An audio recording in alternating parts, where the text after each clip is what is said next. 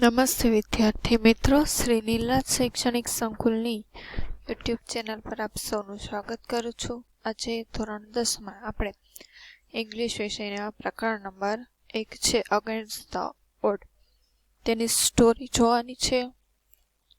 Against એટલે ની સામે, ઓડ્સ એટલે કે સામા પ્રવાહે. અગેન્સ્ટ ધ ઓડ એટલે સામા પ્રવાહે.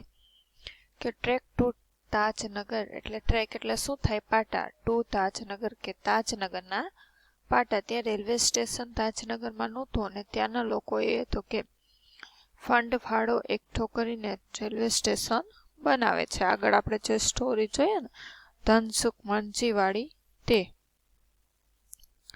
તેના જેવું છે કે for 25 years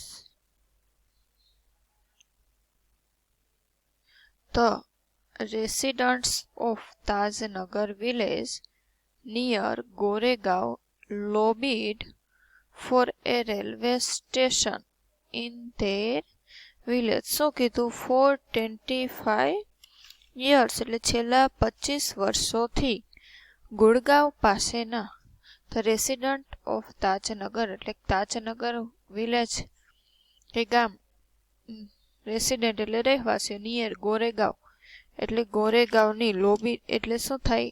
અસર પાડવાનો પ્રયત્ન કરે છે. Railway station in their village કે તાજનગર પાસેના ગામના નિવાસીઓએ તેમના ગામમાં રેલવે સ્ટેશન માટે પ્રયાસ કર્યો છેલ્લા 25 વર્ષોથી. વેન એટલે કે જ્યારે,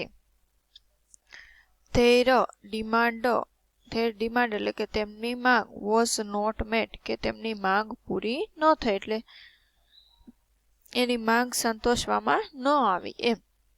The villagers decide એટલે કે નક્કી કરવું, decide એટલે to take એટલે લેવું, matters એટલે કે બાબત, into their own hands કે જ્યારે તેમની માંગણીનો સ્વીકાર કરવામાં ન થયો, માંગ સ્વીકારવામાં ન આવી ત્યારે સંતોષવામાં ન આવી એટલે ગામના લોકોએ આ બાબતને પોતાના હાથમાં લઈ લીધી એમ કે હવે આપણે જ આમાં કંઈક કરવું જોશે એમ.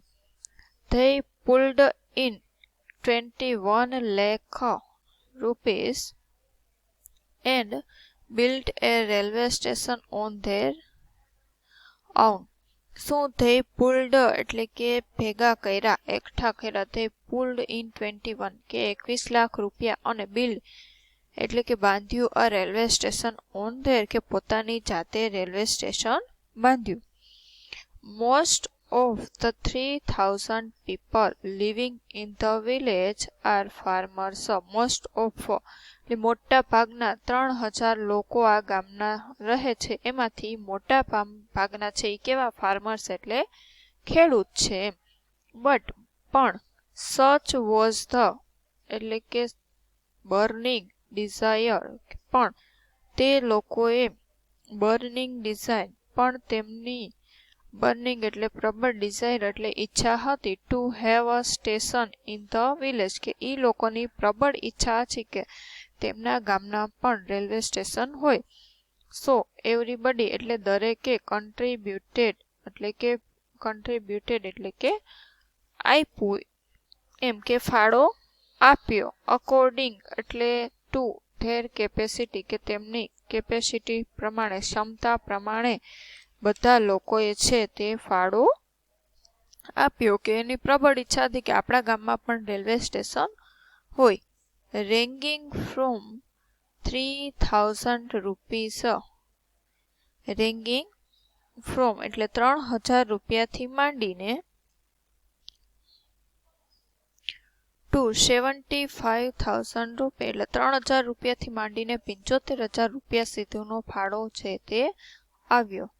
they donated money એટલે કે તેઓએ ડોનેટ એટલે ફાળો આપ્યો, મનીનો પૈસાનો, ફોર ધ સ્ટેશન એટલે કે સ્ટેશન માટે. And we started the construction in January 2008 કે તે લોકોએ સ્ટેશન માટે ફાળો અને we started construction એટલે કે બાંધકામ, started એટલે શરૂ કર્યું, in January 2008 જાન્યુઆરી 2008માં તે લોકોએ રેલવે સ્ટેશન બાંધવાનું શરૂ કર્યું. જો કંઈ બહુ કહેવાય ને કે ઝાઝા ટાઈમ પહેલાંનું પણ છે નહીં.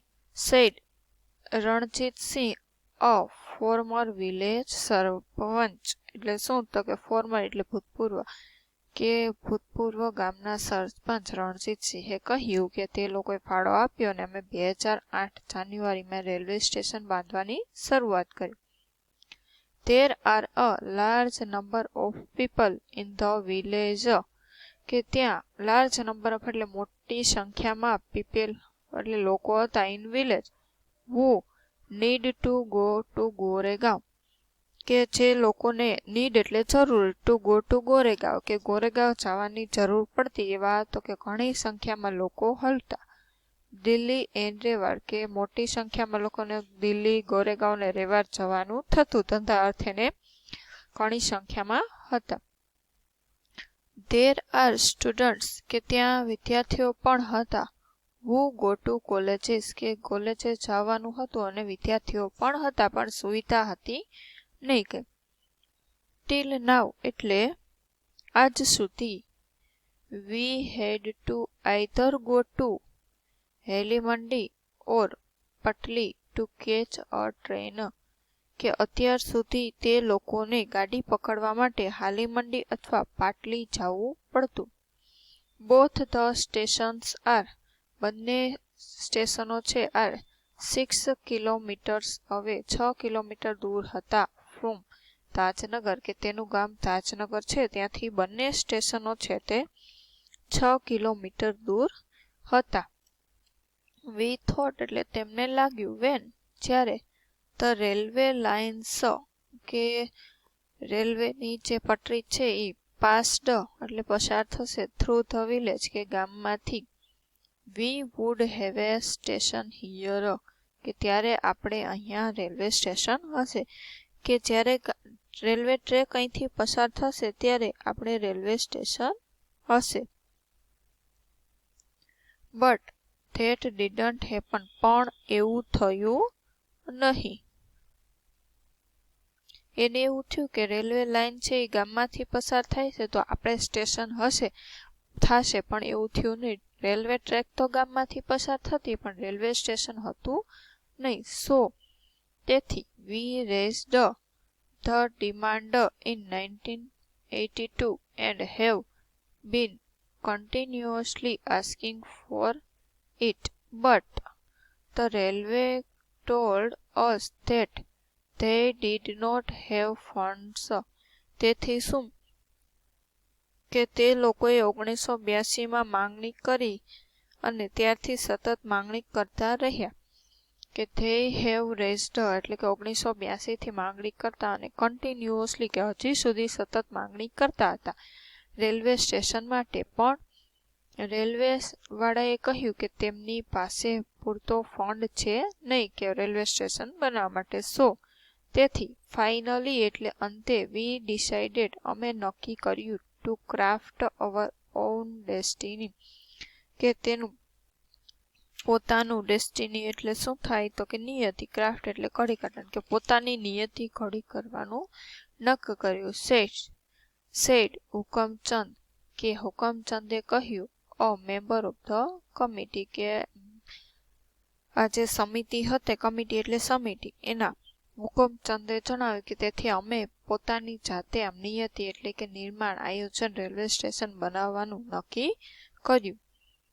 એઝ અ રિઝલ્ટ એટલે પરિણામ સ્વરૂપ ધ પંચાયત એટલે કે પંચાયત પાસ્ડ એટલે આપણે કહીએ ને કે ગામડું હોય ને પંચાયત ભેગી થઈ કે પંચાયત પાસ્ડ એટલે પસાર કર્યો એમ. અ રિઝોલ્યુશન એટલે કે ઠરાવ આપણે કહીએ ને કે તેથી પંચાયતે ઠરાવ પસાર કર્યો ઇન 2008 કે 2008માં પંચાયતે ઠરાવ પસાર કર્યો. સેઇંગ ધેટ કહ્યું that since the railways was not able to build a station for them, કે તેમના માટે રેલવે સ્ટેશન બાંધી શકતું ન હોવાથી, કે ઘણા સમયથી આપણે પ્રસ્તાવ કરીએ છીએ પણ રેલવે સ્ટેશન બાંધી શકાતું નથી. they would do it for themselves, કે તેઓ તેમની જાતે રેલવે સ્ટેશન બાંધશે and with their own money, કે એ પોતાના જાતના પૈસે છે રેલવે સ્ટેશન બાંધશે.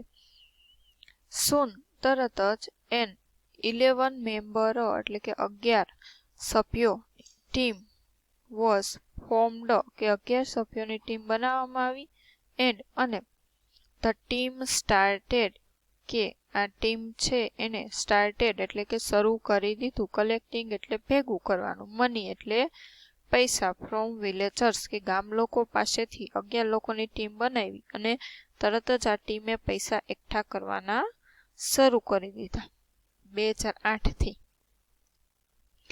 ઓન 7 જાન્યુઆરી 2010 કે 7 જાન્યુઆરી 2010ના દિવસે as a result of their effort result એટલે કે પરિણામ ઓફ ધેર એફોર્ટ એટલે પ્રયત્નો કે તેમના પ્રયત્નોના પરિણામ સ્વરૂપે 7 જાન્યુઆરી 2010થી the first railway station in the country કે પહેલું રેલવે સ્ટેશન ઇન કન્ટ્રી કે દેશમાં on which the railway did not have to spend a single rupee started operation કે એક દેશનું એક એવું પહેલું રેલવે સ્ટેશન કાર્યાન્વિત થયું કે જેમાં રેલવેનો એક પણ રૂપિયો છે તે વપરાયો ન હતો કે 7 જાન્યુઆરી 2010થી શરૂ થયું જેમાં રેલવેવાળાનો એક પણ રૂપિયો વપરાયો ન હતો અને ગામ લોકોનો જ રૂપિયો છે તેમાં